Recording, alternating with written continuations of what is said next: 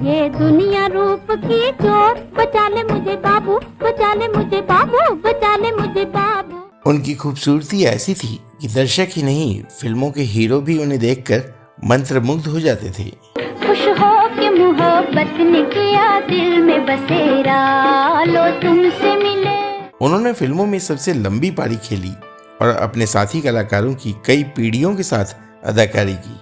Her achievement has been great, wonderful, fantastic. आपको बहुत बहुत बधाई, बहुत प्यार। उन्होंने मनोरंजन जगत के हर प्लेटफॉर्म को अपना माना और फिल्मों के साथ साथ स्टेज व टेलीविजन तक पर अपना रंग जमाया। कहो गुड्डू, सब बच्चे जमा हो गए? हो गए। तो फिर कौन सी कहानी सुनाई जाए? लेकिन क्या आप जानते हैं कि जहां आज की हीरोइनें अपनी शादी को छुपाती रहती हैं, वहीं यह अदाकारा डंके की चोट पर खुद को शादीशुदा बताती थी। है जिंदगी उसी की जो हंस हंस के दे गुजार, हंस हंस के दे गुजार। क्या आप सोच सकते हैं कि इस अदाकारा ने फिल्म इंडस्ट्री के सबसे मशहूर अभिनेता के प्यार को ठुकरा दिया था, जिसका दुख उस अभिनेता को उम्र भर रहा। किस्मत में बिछड़ना था, हुई क्यों उनसे मुलाकात रे। और क्या आप यकीन करेंगे कि वर्षों बाद उस अभिनेता की हालत ऐसी हो गई थी कि वो इस अदाकारा को पहचानने तक में नाकाम हो गया था। बन के नसीबा फूट न जाए, दिल का सहारा टूट न जाए। कौन थी वो अदाकारा और क्यों करीब 7 दशकों तक फिल्मों और टेलीविजन में सक्रिय रहने के बावजूद उन्हें रहना पड़ा अंडररेटेड? क्यों उन अदाकारा के परिवार ने उनकी मौत की खबर को भी रखा था गोपनीय? जानेंगे और भी बहुत कुछ, बस बने रहिए हमारे साथ। दोस्तों नमस्कार, आप देख रहे हैं ड्रामा सीरीज भारत और मैं हूं आपका दोस्त और होस्ट धीरज। आज के इस वीडियो में हम चर्चा करने जा रहे हैं अपने दौर की मशहूर अदाकारा कामिनी कौशल की। सोने की गंगा में बहते हो तुम, सितारों की दुनिया में बहते हो तुम। कामिनी कौशल का जन्म हुआ था 24 फरवरी 1927 को। लाहौर में उमा कश्यप के रूप में जन्मी कामिनी एक उच्च शिक्षित परिवार से थी। उनके पिता शिवराम कश्यप एक प्रसिद्ध वनस्पति शास्त्री थे, जिन्होंने लाहौर विश्वविद्यालय में वनस्पति विज्ञान विभाग की स्थापना की थी और भारतीय वैज्ञानिक जगत में वो एक प्रमुख हस्ती थे। बेबी उमा कश्यप ने बचपन में रेडियो नाटकों और रंगमंच में भी हिस्सा लिया था, जिससे उन्हें नेचुरल एक्टिंग और वॉइस मॉड्यूलेशन का कौशल विकसित करने में मदद मिली थी। दरअसल कामिनी को सबसे पहले चेतन आनंद ने ब्रेक दिया और इसके साथ ही नया नाम भी दिया।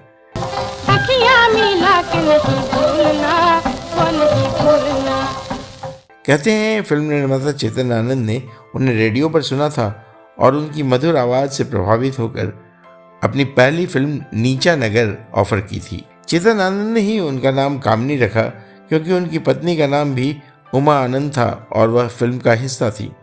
इस फिल्म में कामिनी जी ने रूपा की भूमिका निभाई थी।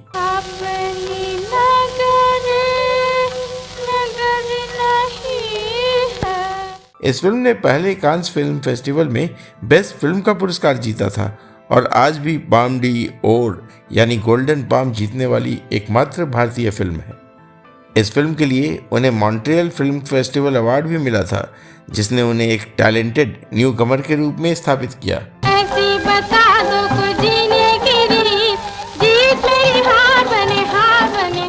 कामिनी कौशल सिर्फ 20 साल की उम्र में स्टारडम के शिखर पर पहुंच गई थी। हालांकि इसके बाद वो लाहौर वापस लौट गई थी, लेकिन उन्हें फिल्मों के ऑफर मिलते थे तो वो शूटिंग करने बम्बई आ जाती, फिर वापस लौटकर लाहौर चली जाती। इस बीच 2 घटनाएं हुई। कामिनी की एक बड़ी बहन थी जिनका एक दुर्घटना में निधन हो गया था। उन्होंने अपनी बहन के बच्चों को अपनाने के लिए अपने बहनोई से शादी कर ली थी, जो बम्बई पोर्ट ट्रस्ट में इंजीनियर थे। कामिनी उन्हीं के साथ बम्बई आकर बस गई और इसी साल यानी 1947 में ही स्वतंत्रता के साथ देश विभाजन भी हो गया। फिर तो उनका पूरा परिवार ही भारत आ गया। कामिनी कौशल ने अपने समय में अशोक कुमार से लेकर राज कपूर तक, देवानंद, दिलीप कुमार और राजकुमार जैसे सितारों के साथ काम किया था। सन 1947 में उन्होंने 2 फिल्में जेल यात्रा और 2 भाई में अभिनय किया था, जो बॉक्स ऑफिस पर सफल रहीं। मेरा सुंदर सपना बीत गया, मैं प्रेम में। अगले साल यानी सन 1948 में कामिनी जी को 4 फिल्में मिली।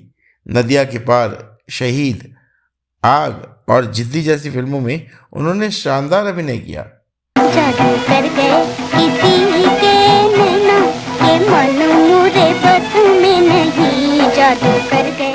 1949 में कामिनी जी ने 5 फिल्मों में अपने अभिनय का जलवा बिखेरा, जिनमें शायर, शबनम, पारस और नमूना जैसी फिल्में प्रमुख थीं। लो तुमसे मिले हम, सब दिल के मिटे गम, खुश हो के मोहब्बत ने। 1950 की फिल्म आरजू और 1954 की फिल्म बिराज बहू जैसी फिल्मों में उन्होंने शानदार अभिनय किया था। आँखों से दूर जाके जाना ना दिल से दूर। बिराज बहू के लिए तो उन्हें सर्वश्रेष्ठ फिल्म अभिनेत्री का फिल्म फेयर पुरस्कार भी मिला था। जीवन की ये छोटी सी नैया कर दे राम हवाले। फिल्मों को लेकर ही नहीं, कामिनी कौशल अपनी निजी जिंदगी को भी लेकर काफी चर्चा में रही थी। 1948 में रिलीज फिल्में नदिया के पार और शहीद में वो दिलीप कुमार के साथ नजर आई थीं, तो दोनों की ऑन स्क्रीन जोड़ी खासी हिट हो गई। नदिया के पार गोरी देखे मुहे चोरी चोरी मारे हो नजरिया। उस दौर में कामिनी जी दिलीप कुमार से बड़ा नाम थी। उनका नाम कास्टिंग में भी दिलीप कुमार से पहले लिखा गया था, लेकिन वो इस हीरोइन से बहुत प्रभावित हुए थे। उनकी अदाएं, उनका भोलापन, सेट पर उनका सरल स्वभाव, सब कुछ इतना प्रभावी था कि दिलीप कुमार को लगा ही नहीं कि वो पहली बार साथ काम कर रहे हैं।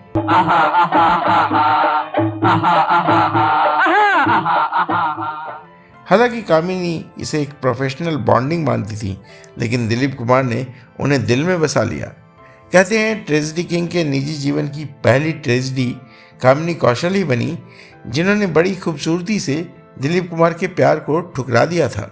बरसों बाद दिलीप कुमार ने इस राज को अपनी biography the substance and the shadow में खोला था कि कामिनी कौशल के इनकार से वो बिखर गए थे। हालांकि मीडिया गॉसिप में कामिनी कौशल को दिलीप कुमार की पहली प्रेमिका तक बता दिया गया है, लेकिन वास्तव में अदाकारा के मन में ऐसे कोई भाव थे ही नहीं। बदनाम ना हो जाए मोहब्बत का फसाना। कामिनी जी ने एक इंटरव्यू में कहा था कि उनके पास रोमांस और क्रश जैसी चीज़ों के लिए वक्त ही नहीं था। वो अपनी पारिवारिक जिम्मेदारियों के प्रति गंभीर थीं और अपना वक्त स्विमिंग, घुड़सवारी, भरतनाट्यम, तैराकी और शिल्पकला सहित कई कौशल सीखने में व्यस्त रहती थीं। दुनिया से हमें कुछ काम नहीं, हाय काम नहीं, दुनिया से हमें। वास्तव में हुआ यह था कि जब दिलीप कुमार कामिनी के पीछे पड़े हुए थे, तो अदाकारा के बड़ी भाई ने उन्हें तबीयत से समझा दिया था, जिसे मीडिया के एक वर्ग ने तोड़ मरोड़ कर छापना शुरू कर दिया। इस बारे में हम वीडियो के अंत में चर्चा करेंगे। कामिनी कौशल के अभिनय के साथ उनकी खूबसूरती के चर्चे भी खूब मशहूर रहे। दिलीप कुमार के अलावा उनकी जोड़ी अशोक कुमार, किशोर साहू, राज कपूर और अजीत खान जैसे कलाकारों के साथ भी खासी लोकप्रिय रही।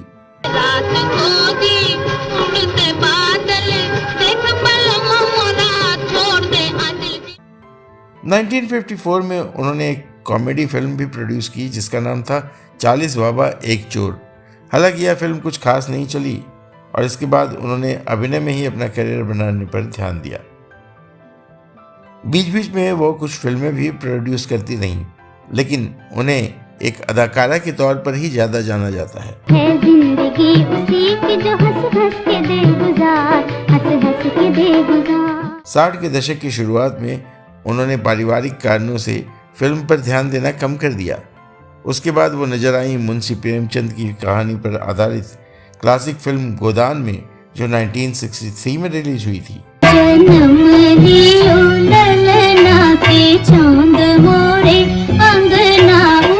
हालांकि उनका अभिनय बेजोड़ था, लेकिन फिल्म ज़्यादा चल नहीं पाई। उनका नया अवतार दिखा 1965 में माँ के रोल में, भगत सिंह की माँ की भूमिका। बेटा, रात तूने वही गाना गाया जो तेरा चाचा गाया करता था। हाँ माँ, तीर तो वही था, लेकिन कमान बदली हुई थी। 1965 में आई फिल्म शहीद में वो भगत सिंह बने मनोज कुमार की मां बनी थी। फिल्म सुपर डुपर हिट रही थी।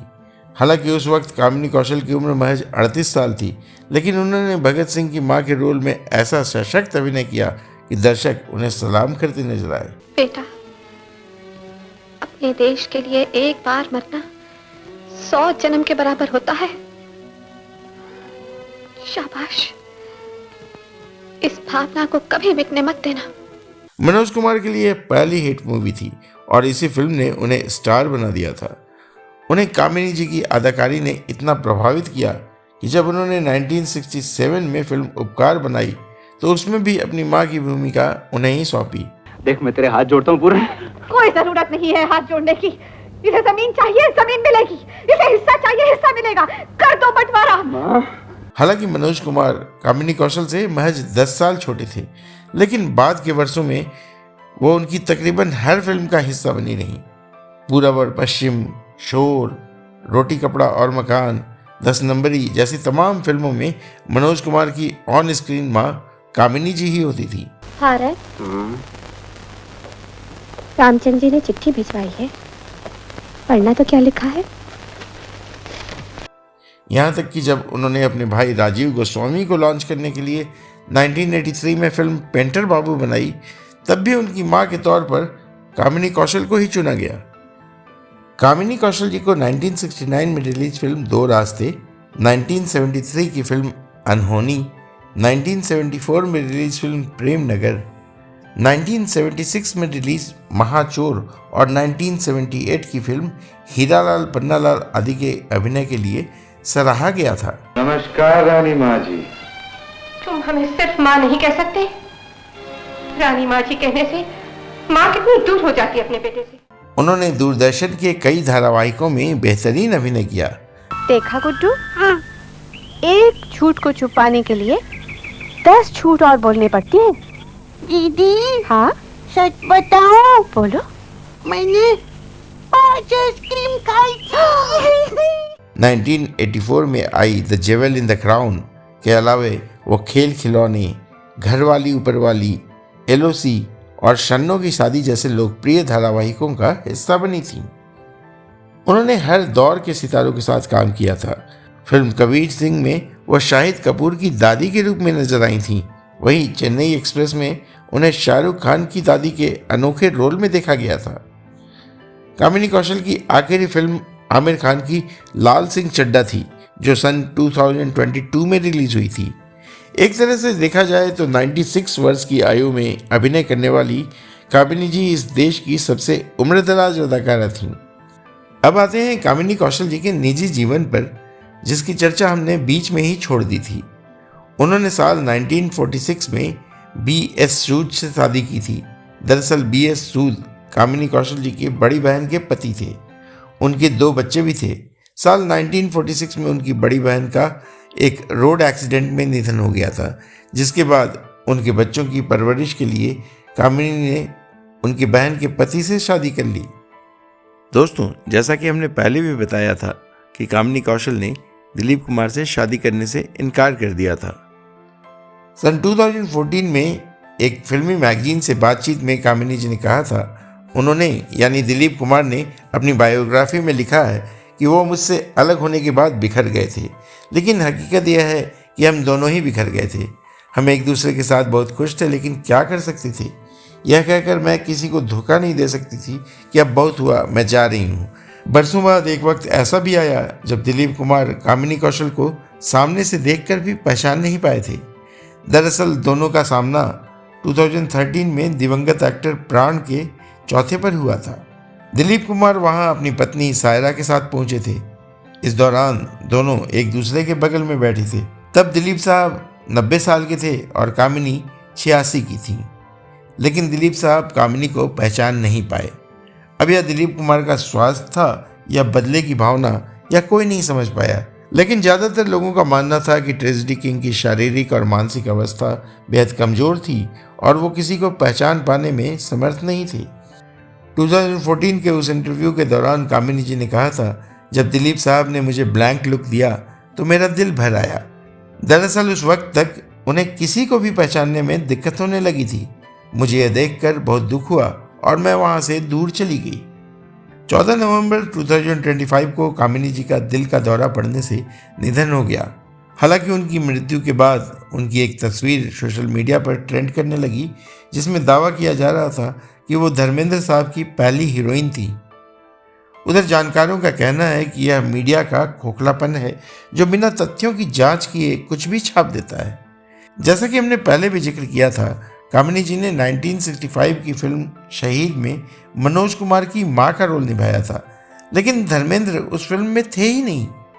जैसा कि हमने शुरू में जिक्र किया था कि इस शहीद से बहुत पहले 1948 में बिमल रॉय जी की निर्मित फिल्म शहीद में शानदार अभिनय किया था और उस फिल्म के हीरो थे दिलीप कुमार। धर्मेंद्र जी ने अपने जीवन में जो सबसे पहली फिल्म देखी थी वो वही बिमल रॉय वाली 1948 की शहीद थी। तो धर्मेंद्र साहब ने इसी का जिक्र करते हुए लिखा था कि कामिनी कौशल उनकी पहली हीरोइन थी। वास्तव में जब धर्मेंद्र साहब फिल्मों में हीरो के रोल कर रहे थे तब कामिनी कौशल मां के रोल में आने लगी थी। कामिनी जी के निधन से भारतीय मनोरंजन जगत ने एक बड़े सितारे को खो दिया है। हालांकि वो अरसे तक बॉलीवुड से जुड़ी रहीं और उन्हें कई सितारों जैसे शाहिद कपूर, कियारा आडवाणी, करीना कपूर, अनुपम खेर और अमिताभ बच्चन आदि ने सोशल मीडिया पर तो श्रद्धांजलि दी, लेकिन उनके अंतिम संस्कार पर एक भी सेलिब्रिटी नहीं दिखाई दिया। इसका कारण यह भी हो सकता है कि कामिनी जी की किसी भी संतान ने फिल्मों या मनोरंजन जगत से कोई वास्ता नहीं रखा। कामिनी कौशल अपने परिवार में फिल्मों से जुड़ने वाली इकलौती सदस्य थी। शायद यही कारण था कि परिवार ने भी फिल्म जगत से खबरों को छिपा कर रखा। बहरहाल आजकल बॉलीवुड मतलबी और स्वार्थी होता जा रहा है, यह सबको पता है, लेकिन कामिनी कौशल जी की यादें दर्शकों के दिलों में अरसे तक बसी रहेंगी।